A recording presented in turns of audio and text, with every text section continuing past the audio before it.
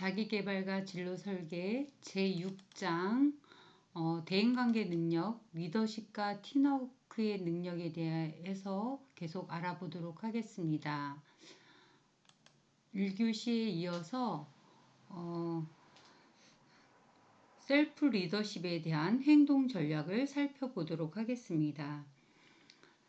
셀프 리더십에 있어서의 행동 전략 첫 번째는 자기 관찰입니다. 자기 자신을 효과적으로 관리하기 위해서 자기의 행동이나 그 원인을 잘 관찰하고 그 원인이 행동이 왜 이루어졌을까에 대한 부분들을 탐색하는, 그래서 이걸 분석이라고도 표현할 수도 있는데요. 어떤 사건에 대한 부분에서 내가 왜 이 일을 선택했을까? 이 행동을 했을까? 이런 부분들을 살펴보는 것이 되게 중요하다라고 볼 수 있습니다. 두 번째로는 자기 목표 설정. 개인의 목표를 체계적으로 사려 깊으며 의도적으로 설정함으로써 자신의 행동에 직접적이고 긍정적인 영향을 주는 방법입니다. 그래서 자기 목표에 장기적인 목표와 단기 목표가 있는데, 제가 대학원 다닐 때 자기 목표에 대한 3년 후, 5년 후, 10년 후 이거를 이제 과제로 내주셔가지고 이제 한 적이 있었거든요. 그랬을 때 제가 이제 뭐 5년 뒤에는 뭘 하겠다. 근데 그때 고민하고 생각했던 것들을 제가 하고 있더라고요. 그래서 그것들이 그냥 생각 안 해보는 게 아니라 생각을 해보면서 가는 것이 되게 중요하다라고 생각이 되어지고, 저는 지금 앞으로도 제 나이에 앞으로의 인생의 목표나 이런 부분들을 볼 때 가장 지금 목표로 삼는 것들은 뭐냐면, 우리 선생님들 중에 좀 연배가 있으신 선생님들 있으시잖아요. 지금 오셔서 수업 듣고 하시는 선생님들 중에 이제 그런 모습을 보면, 와, 내 목표를 어떻게 세워야 되느냐에 대한 부분에서 방향을 제시해 주는 것 같아요. 그래서 나는 정말 그분들이 너무 감사하고, 나는 나이를 먹는다는 것이 어떻게 살아야 되는 것인가에 대한 목표를 설정하는 부분에 있어서 도움이 많이 되기도 합니다. 아직은 뚜렷하게 세우지는 못했지만, 그것이 저에게 또 목표를 만들어 줄 것 같습니다. 그 다음으로는 단서 관리입니다. 자신의 한 일에 대한 기억을 촉진하고 관심을 집중하기 위해 주변을 변화시키는 방법입니다. 예를 들어서는 텔레비전 시청을 줄이기 위한 방법으로서 텔레비를 없애거나 구석진 방으로 없앤다, 뭐 이런 것들이 있는데, 요즘에는 텔레비가 문제가 아닌 것 같아요. TV가, 그쵸? 그럼 뭐가 문제겠어요? 핸드폰은 컴퓨터도 되죠. TV도 되죠. 다 되잖아요. 그래서 요즘에는 아이들도 그렇고 어른들도 그렇고 핸드폰을 손에서 못 놔요. 그러다 보니까 집중이 안 돼요. 운전하실 때 핸드폰 만지면 안 되는데 자꾸 운전하면서도 핸드폰 만지게 되잖아요. 이러면 큰일 나는 거죠. 그런 부분에서 자기 관리를 잘 해야 된다. 단서 관리를. 그 다음에 자기 보상. 자기 보상은 되게 무엇보다도 중요한 것 같아요. 어떤 일을 했을 때 스스로에게 긍정적인 부분에서 물질적인 보상이 될 수도 있고 정신적인 보상을 해주는데, 물질적인 보상 같은 경우는 내가 그동안에 고생했으니까 나에게 필요한 게 무엇이, 내가 나를 위해서 하나 사줄게 하고서는 이제 사주잖아요. 저 같은 경우에도 저는 물건을 막 사고 이런 거를 별로 좋아는 하겠죠. 근데 돈이 없어서 그거를 막 다니면서 그거 사지는 않는데, 이제 필요할 때, 꼭 필요할 때 그 토를 달죠. 너가 고생했으니까 내가 너 이걸 사줄게. 이제 어차피 필요하니까 그렇게 거기다 이유를 붙여서 줘요. 아우, 한 1학기 동안 애썼어. 이러면서 운동화가 필요하지? 내가 운동화 사줄게. 뭐 이렇게 이제 하는 경우가 있죠. 또 정신적인 보상으로는 칭찬과 미소. 아이고, 오늘 지금 이 시간에 수업을 듣고 있는 여러분들을 생각합니다.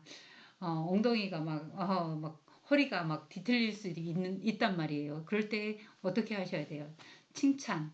아이고, 내가 참 잘하고 있네, 애쓰고 있네 하고 가슴을 토닥토닥 해주는 거. 그런 거 너무 좋지요. 그 다음에는 자기 처벌입니다. 바람직하지 않은 행동이 증가되면 안 되잖아요. 그랬을 때 그걸 수정하는 방법 이런 것들을 볼 수 있겠죠. 어, 아까도 이제 막 핸드폰을 얘기를 했었는데 그거는 일하는 과정에서 핸드폰을 보면 안 되잖아요. 어, 그럴 때 이제 그 부분을 핸드폰을 아예 책상 위에 놓는다든가 아니면 뭐 이렇게 해서 멀리 하는 방법들도 있겠죠. 그 다음에 예행 연습.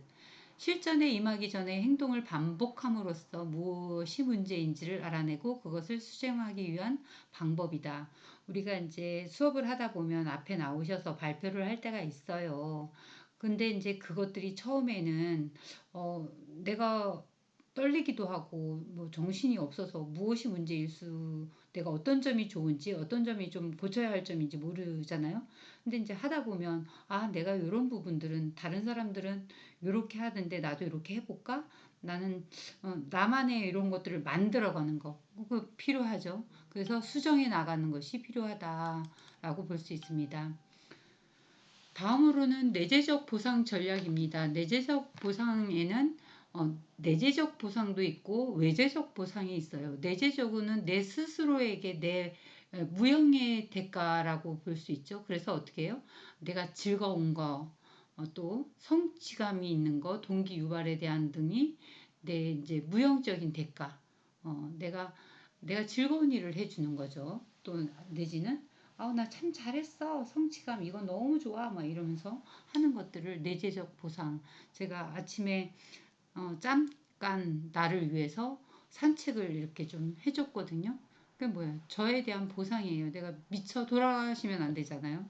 그래서 나의 심신을 위해서 보상을 해줬습니다.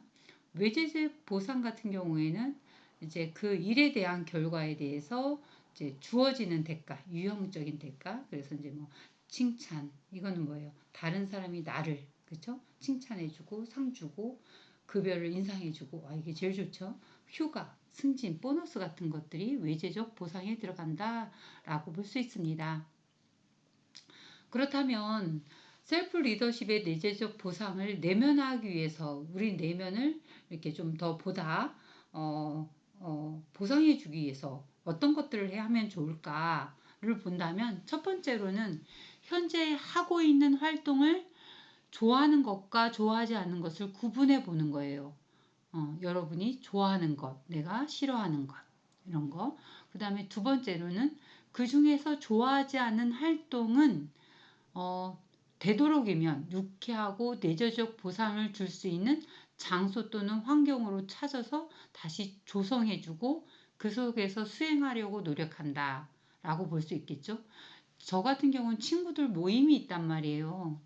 그러면 이제 동창들 모임이 있을 때 처음에는 좋았는데 술자리가 많아지면 부어라 마셔라 하면 제가 이제 그 술에 대한 트라우마나 이런 것들이 있어서 어, 전 술을 안 마시는 사람이라 그 뭐라고 해야죠? 술자리가 점점 힘들어지더라고요. 마시는 건 마실 수 있지. 그거는 뭐 음식이고 기호식품이니까라고 처음에는 했는데 나중에 어떤 생각이 드냐면 내가 왜 여기에 이렇게 힘들게 나를 버려뒀지?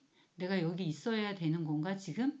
이 자리가 내가 즐거운가? 근데 고통스럽더라고요. 그래서 제가 어떻게 했냐면 몰래 나와서 집으로 갔어요. 그래서 다음에는 술자리가 길어졌을 때는 나를 그곳에 억지로 있지 않게 하겠다. 저는 그 방법을 선택했어요. 그리고 친구한테도 얘기를 해놨고 노래방 가는 거 싫어하는데 노래방 가는 것도 좀 그래요. 스스로 즐길 수 있는 활동도 유쾌하고 내재적 보상을 줄 수 있는 장소 또는 환경으로 수행하려고 노력한다. 그럼 제가 유쾌한 게 뭘까? 저는 그냥 좋아하는 사람들하고 커피숍 같은 데서 차 마시는 거 이런 건 좋아하는 것 같아요. 오히려 그런 게 편안하고 그 사람의 삶을 우주를 만나는 거 이런 걸 좋아하는 것 같아요. 그래서 그런 환경을 하도록 만들어 주려고 노력해야 한다. 누구에게? 나 자신에게. 라고 볼 수 있겠죠. 여러분들도 요 세 가지 중에 내가 지금 떤 것들이 필요한지 한번 살펴보시고 하시면 좋겠다라는 생각이 듭니다. 그래서 다음으로는 사고 전략입니다. 사고 전략은 자신의 사고 속에 건설적이고 효과적인 습관이나 패턴을 확립하는 것이 필요하고, 부정적인 사고가 아닌 긍정적인 사고를 추구하는 것이 중요하다라고 볼 수 있습니다. 그래서 여기에서 건설적인 사고 유형의 요소를 한번 살펴보자면, 첫 번째로는 해야 할 일을 더 잘 수행할 수 있다고 스스로에게 확신을 주어서 긍정적인 결과가 나오도록 하는 자신과의 대화를 수행해야 한다. 잘할 수 있어. 할 수 있어. 지금도 열심히 하고 있어. 너는 잘할 거야. 이런 거죠. 두 번째로는 극단적인 사고나 지나친 일반화 등 왜곡된 사고를 수정할 수 있는 신념을 지녀야 한다. 네, 일반화 같은 경우나 뭐 지나친 극단적인 사고, 나 이거 안 하면 죽을 것 같아. 나 이거 아니면 안 되는데, 막 이런 식의. 그래서 나는 진짜 안 되는 사람이야. 이거 하나 안 됐는데 난 뭐든지 하면 안 되는 일반화. 한 가지 못 할 수 있는데 그거를 일반화 시키는 거예요. 그래서 이런 사고 방식을 어떻게 해야 된다? 수정해야 된다라고 보시는 거죠. 내가 요거 단지 요거 하나를 잘 못했네. 다른 건 잘하면 되지. 뭐 우리가 중간고사를 봐야 되는데 중간고사 하나 망쳤네. 난 다 못 봐가 아니라 내가 요 과목에서 못 봤네. 다른 과목은 잘 봐야지. 잘 보기 위해서 뭘 해야 돼요? 시험 공부를 해야 되겠죠. 세 번째로는 어떤 행동을 하기 전에 항상 긍정적인 결과를 의도적으로 상상하는 상상적 경험이 필요하다. 이건 저도 해봐야 될 것 같습니다. 이거를 해서 내가 어떤 결과를 더 드러낼까? 막 이렇게 저는 이렇게 뭔가가 발표할 때 되게 긴장을 많이 하는 사람이에요. 그래서 안 믿어지시나요? 어, 막 긴장을 해서 자면서도 이걸 이제 시뮬레이션을 돌려보는 정도예요. 그러니까 얼마나 피곤하게 사는 스타일이겠습니까? 그쵸? 그래서 그럴 때 하고 나면 뭐 꿈을 꾸더라고요. 그래서 어떤 꿈을 꿨을 때, 이게 나한테는 되게 좋은 기회가 됐나 봐. 되게 잘할 건가 봐. 막 이렇게 이제 의미 부여를 하고 있답니다. 여러분도 있겠죠? 네, 그리고 팀워크의 능력에 있어서 각자는 자신의 유용한 자원이라고 인식하고 고품질의 팀을 창조하기 위해서 팀워크 능력을 향상하는 것이 필수적이다라고 볼 수 있습니다. 팀워크는 저는 그래요. 누가 잘해야 된다. 모든 사람이 잘해야 된다. 모든 사람이 잘하면 좋죠. 그럼 뭐라 팀이 필요해요. 근데 각자 잘하는 것들을 잘해서 이렇게 모여지는 것이 되게 중요하다라고 생각이 되어지기도 합니다. 한번 그래서 그 부분들을 한번 보도록 하겠습니다. 집단과 팀워크의 중요 개념을 한번 살펴보도록 하겠습니다. 네, 집단과 팀의 중요 개념에 대해서 살펴보도록 하겠습니다. 작업 집단은 상호작용을 통해 상호 연관된 과업 목표를 공유하고 둘 또는 그 이상의 개인의 집합이다. 그러니까 두 사람 이상의 집단을 작업 집단이라고 얘기할 수 있는데, 여기에서 어, 뭐라고 해야 되나, 서로 그 상호 연관된 과업을 공유하는 게 먼저 중요하겠죠. 그래야 팀으로서의 부분들이 이루어질 수 있으니까. 여러분들도 어떤 부분에서 지금 3학년 한 팀으로 어떤 부분들을 해결해 나가는 부분들도 있잖아요. 그랬을 때 그것은 상호 의존적이게 되죠. 개개인 한 사람만 잘하는 게 아니라 함께 그것을 의존하면서 조화롭게 만들어가고, 거기에서 정해진 역할에 대한 부분을 자기 역할을 맡음으로 인해서 그 공통의 가업과 목적이 잘 이루어질 수 있겠죠. 그런 부분에서 보면 집단의 팀의 중요 개념에서 보면 역할이 중요하고, 그렇죠? 집단의 중요한 측면에서 역할, 규범, 집단 응집력이 필요하다라고 볼 수 있습니다. 그래서 그런 부분으로 인해서 집단이 어떤 구성되어지는 부분들을 잘 원활하게 마칠 수 있겠죠. 그래서 그런 부분을 살펴보면 좋을 것 같습니다. 원조로는 역할 한번 보도록 하겠습니다. 중요 개념의 역할. 역할에서는 공식적 역할, 조직이 구체적으로 정하는 것이며 직무기술서와 직무 분석집 등이 있다라고 볼 수 있습니다. 비공식적 역할에는 집단 상호 간에 의해 발생하는 것으로 공식적 역할을 대체할 수 있다. 네. 두 번째로 규범이 있습니다. 규범. 작업 집단 구성원에 받아들이는 불분율을 개인의 행동에 영향을 준다. 그래서 규범을 위반하는 사람에게는 압력이 가해진다라고 볼 수 있겠죠. 네. 아이고. 다음으로는 규범이 있고요. 그 다음은 집단 응징력. 아주 집단 응징력 중요하죠. 집단 구성원 간의 친밀도를 나타내며 집단의 공동 목표를 추구함에 있어 하나의 단일체로 생각하고 행동할 수 있는 집단의 힘이며 집단에 대한 애착심의 정도를 나타내는 개념을 뭐라고 할까요? 집단 응집력이라고 한다. 이 집단 응집력은 같은 동기가 같으면 아주 응집력이 커져요. 근데 동기가 다르면 응집력의 힘이 약해지겠죠. 우리가 사회복지를 들어오셔서 지금 3학년 사회복지 1급 자격증을 따겠다. 그래서 그거에 대한 공부 뭐 이러면은 거기에 대한 공부에 대한 부분이 응집력이 커지겠죠. 근데 아이 난뭐 사회복지 안 따도 돼 뭐 이런다면 응집력이 약해지겠죠.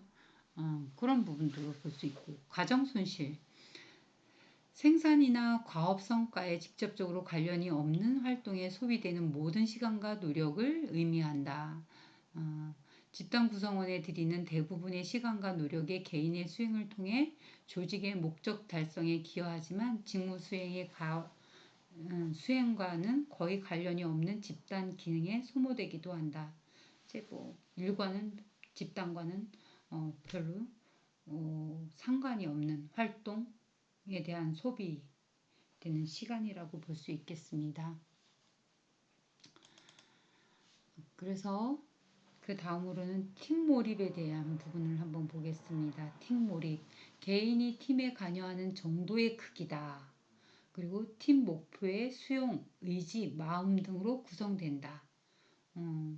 그래서 집단 응집력과 유사해 보이지만 팀 목표의 수용과 팀원으로서 열심히 일하려는 의지까지 포함한다. 이제 응집력에서 플러스가 되는 거죠.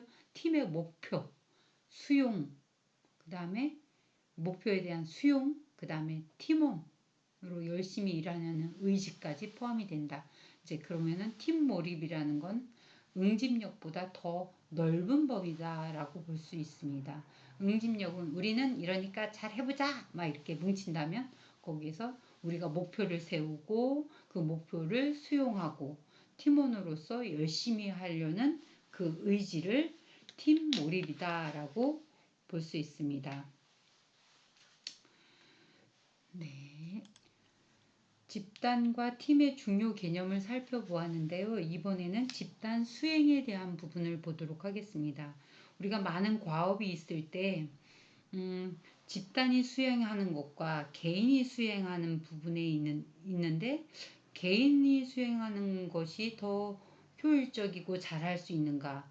또 아니면 집단 수행이 또 집단에서 하는 것이 잘할 수 있는가에 대한 부분에서 보면 집단 수행이 더 우수하다는 믿음이 이제 우리에게 이렇게 솔솔 뿌려져 있다라고 볼 수 있습니다. 그래서 가업 수행은 타인의 존재에 영향을 많이 받겠죠.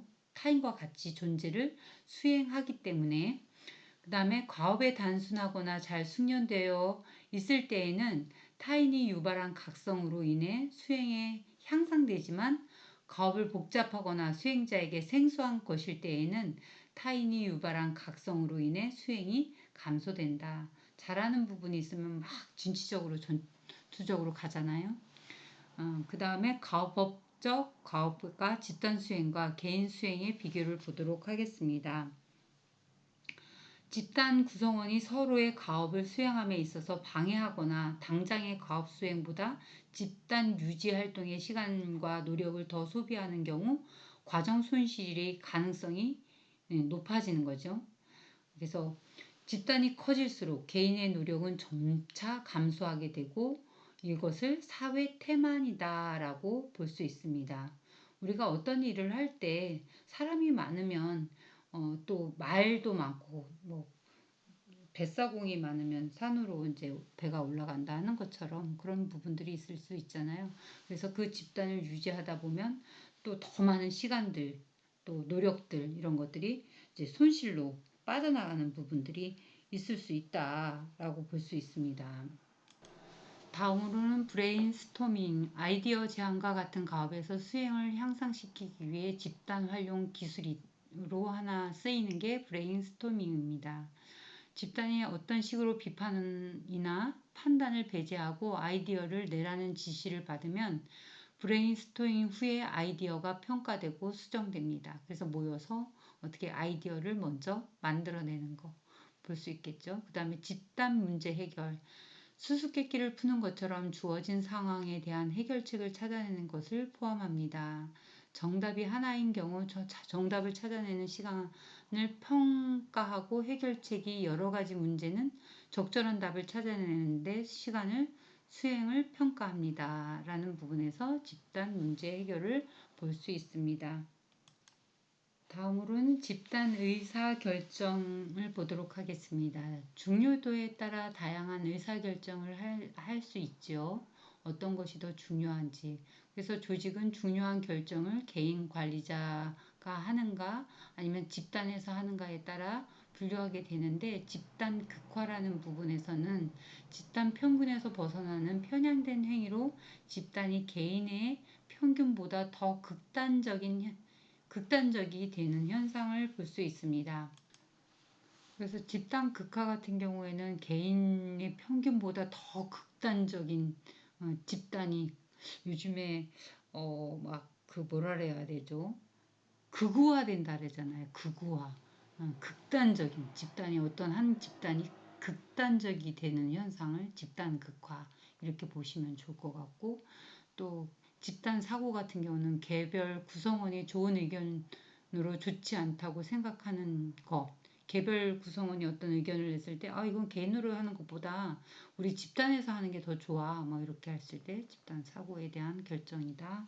라고 볼 수 있겠습니다. 그리고 세 번째로는 집단 내 다양성이 들 수 있습니다. 집단 안에는 많은 사람들이 있고 또 그 다양성은 되게 뭐라 그래야 되나 팀워크에 대한 의존이 증가하면서 집단 내 다양성은 조직의 중요 요소가 되기도 하죠. 그래서 조직의 맥락도 다양성에서 중요하며 다양성이 큰 집단은 동료와의 협력이 필요한 직무에서 최고의 수행을 보였고 독립적으로 할 수 있는 직무에서는 최악의 수행을 보였다라고 볼 수 되어 있습니다. 그래서 집단 안에 있는 다양성이 그 조직에 있어서 수행하는 부분에서 아주 멋진 한 팀을 이루어서 하는 경우들이 많이 있잖아요. 우리가 뭐 가령 예를 들어 체육대회를 하더라도 거기에 비슷한 사람들끼리만 있으면 어때요? 조용한 성격만 모여 있으면 재미없잖아요. 어때요? 다양한 앞에서 또 이렇게 응원하시는 분도 있고 또 적극적으로 운동에 참여하시는 분도 있고 이러면 지더라도 재미있고 뭐 하여튼간 이러면 응집력이 있어서 좋잖아요.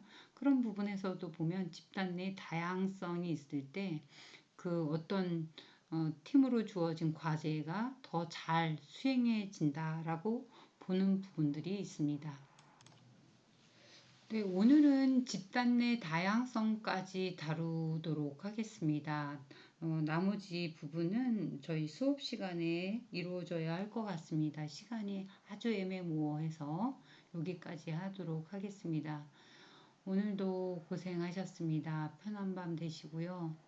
또 우리가 또 수업 시간에 집단에 대한 부분들을 더 면밀히 살펴보는 시간 갖도록 하겠습니다. 감사합니다.